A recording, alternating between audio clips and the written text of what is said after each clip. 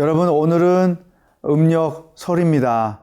가족들이 함께 모여서 예배도 드리고 또 사랑의 교제를 나눌 텐데, 여러분의 가정에 그리고 가문에 올 한 해 동안 하나님의 은혜가 풍성하기를 축복합니다. 그리스도인의 삶의 여정에는 시험이 참 많습니다.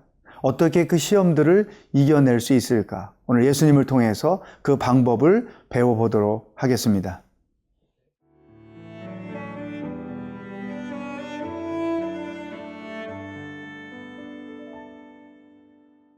마가복음 12장 13절에서 27절 말씀입니다.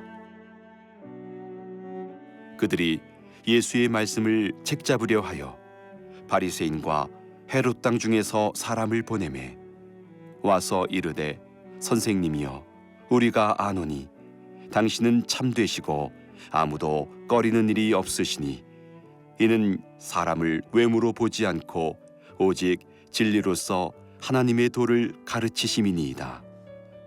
가이사에게 세금을 바치는 것이 옳으니이까 옳지 아니하니이까? 우리가 바치리이까 말리이까 한데, 예수께서 그 외식함을 아시고 이르시되, 어찌하여 나를 시험하느냐?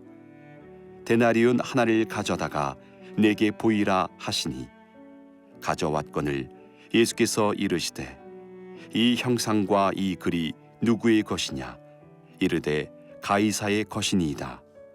이에 예수께서 이르시되, 가이사의 것은 가이사에게, 하나님의 것은 하나님께 바치라 하시니, 그들이 예수께 대하여 매우 놀랍게 여기더라. 부활이 없다 하는 사두개인들이 예수께 와서 물어 이르되, 선생님이여, 모세가 우리에게 써주기를 어떤 사람의 형이 자식이 없이 아내를 두고 죽으면 그 동생이 그 아내를 취하여 형을 위하여 상속자를 세울지니라 하였나이다. 7형제가 있었는데 마지가 아내를 취하였다가 상속자가 없이 죽고, 둘째도 그 여자를 취하였다가 상속자가 없이 죽고, 셋째도 그렇게 하여 7이 다 상속자가 없었고 최후의 여자도 죽었나이다. 7사람이 다 그를 아내로 취하였으니 부활 때 곧 그들이 살아날 때에 그 중에 누구의 아내가 되리이까? 예수께서 이르시되, 너희가 성경도 하나님의 능력도 알지 못함으로 오해함이 아니냐? 사람이 죽은 자 가운데서 살아날 때에는 장가도 아니가고 시집도 아니가고 하늘에 있는 천사들과 같으니라. 죽은 자가 살아난다는 것을 말할진대, 너희가 모세의 책 중 가시나무 떨기에 관한 글에 하나님께서 모세에게 이르시되, 나는 아브라함의 하나님이요 이삭의 하나님이요 야곱의 하나님이로라 하신 말씀을 읽어보지 못하였느냐? 하나님은 죽은 자의 하나님이 아니요 산 자의 하나님이시라. 너희가 크게 오해하였도다 하시니라. 예수님은 공생의 기간 동안에 많은 시험을 당하셨습니다. 물론 종교 지도자들이 자기들의 위기를 느껴서 예수님을 어떻게 하면 제거할까, 그런 의도가 있었기 때문에 시험이 더 컸던 것이죠. 오늘도 그런 시험을 예수님이 당하셨습니다. 13절, 그들이 예수님의 말씀을 책 잡으려 하여 바리새인과 헤롯 땅 중에서 사람을 보내매, 바리새인들과 헤롯 땅 사람들이 예수님을 책 잡기 위해서 사람을 보내서 이런 시험을 했던 것입니다. 어떤 시험이었을까요? 14절, 와서 이르되, 선생님이여, 우리가 아노니 당신은 참되시고 아무도 꺼리는 일이 없으시니 이는 사람을 외모로 보지 않고 오직 진리로서 하나님의 도를 가르치심이니이다. 가이사에게 세금을 바치는 것이 옳으니까 옳지 아니하니까. 그 바리새인이 예수님께 그 동전 한 입을 가지고 시험을 하는 한 장의 그림이 있죠. 예수님 앞에서 웃는 얼굴 같지만 눈을 훑히는 그러한 그림이 아주 세계적인 명화로 남아있죠. 똑같은 것입니다. 자, 예수님께 와서 아주 정중하게 이렇게 말을 하잖아요. 참되시고 꺼리는 일이 없으시며 사람을 외모로 보지 않고 진리로서 하나님의 도를 가르치시는 분입니다. 그런데 가이사에게 세금을 바치는 게 옳습니까? 옳지 않습니까?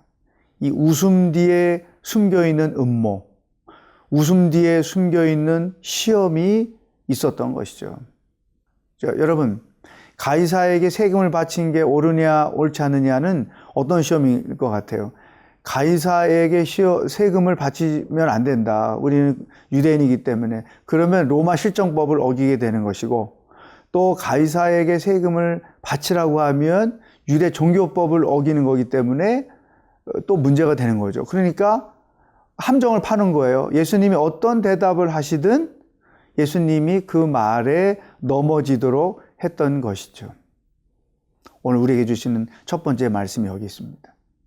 겉으로는 천사처럼 표정을 짓고 아주 젠틀하게 말을 하지만 속에서는 음모가 담겨 있는 것.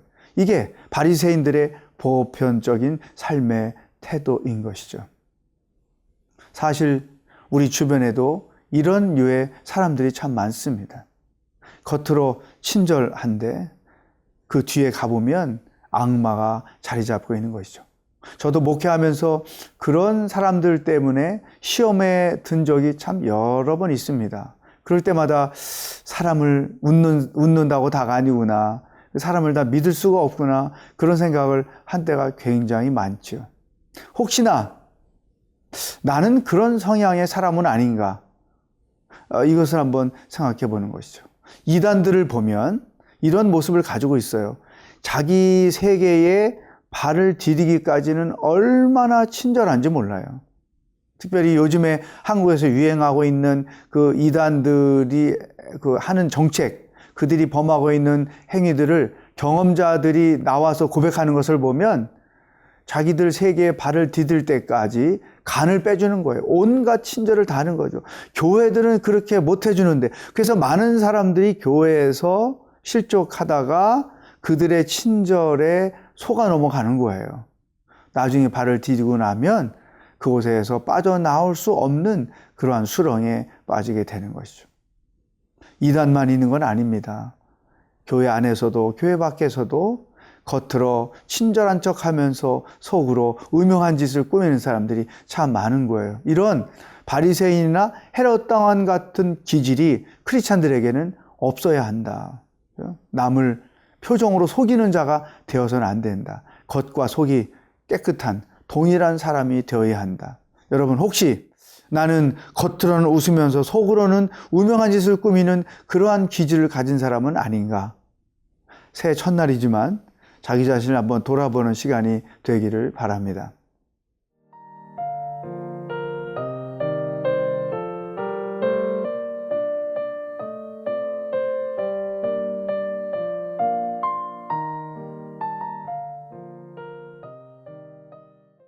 가이사에게 세금을 바치는 것이 옳습니까?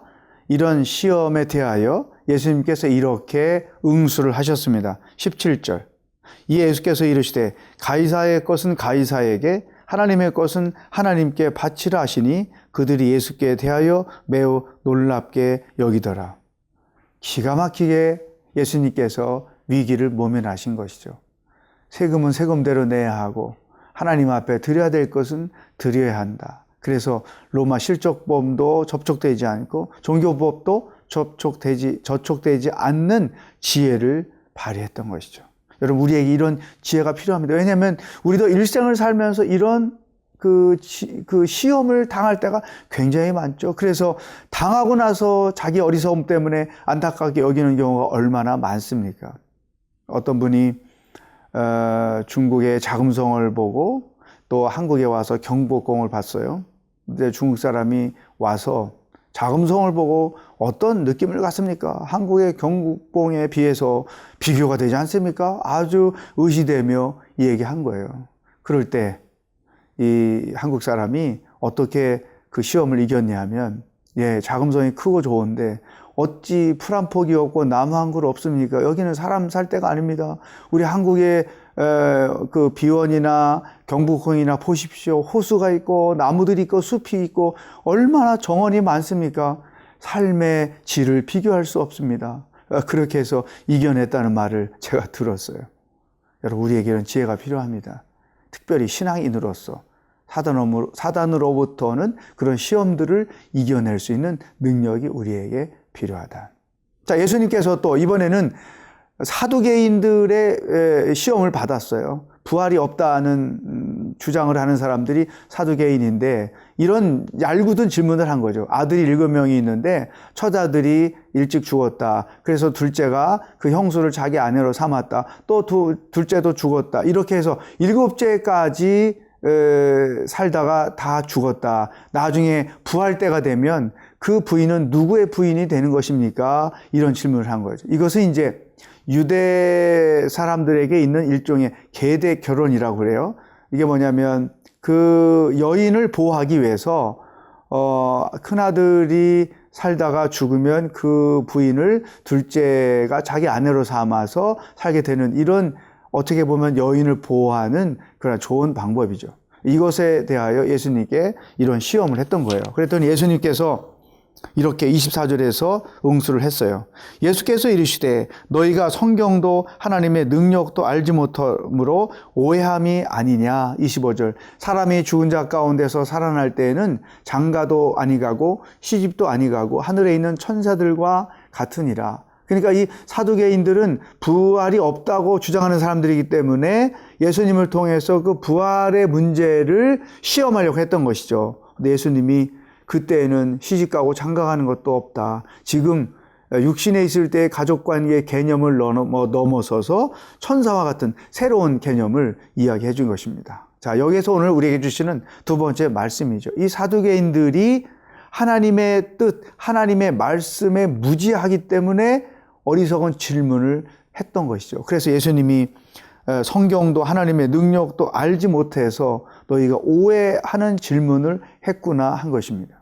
사랑하는 여러분, 우리가 말씀을 묵상하고 그 묵상한 말씀 가운데 사는 중요한 이유가 여기 있는 거죠.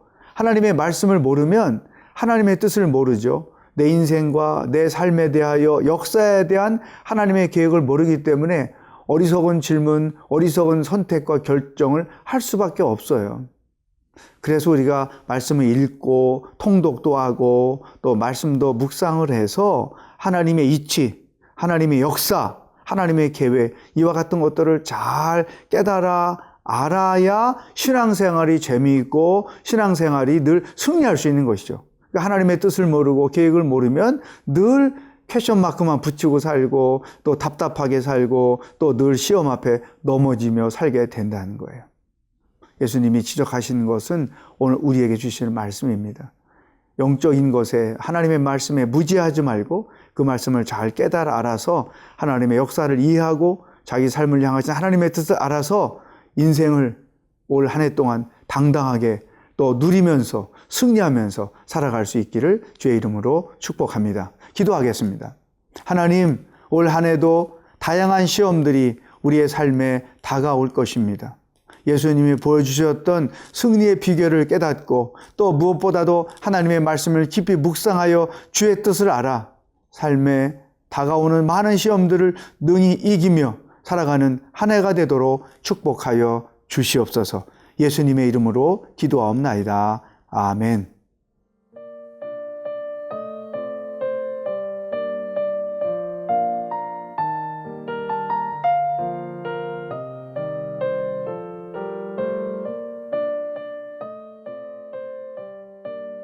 이 프로그램은 시청자 여러분의 소중한 후원으로 제작됩니다.